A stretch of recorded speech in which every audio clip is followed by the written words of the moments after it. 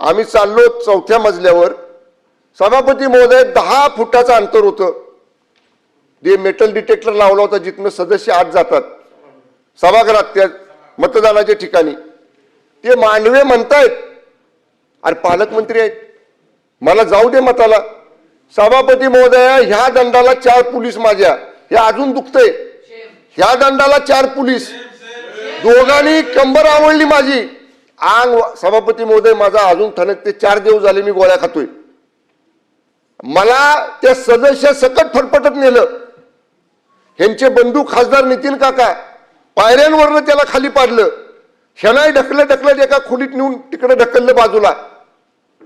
सभापती महोदय काय 100 पोलीस साध्या वेशातले चौथ्या माळ्यावर, म्हणजे ही मोगलाई आहे का? आम्ही मंत्री आहोत, आमदार आहोत, 4 लाख लोकांच्यातनं निवडून आलेले. एवढा माजुरीपणा केला.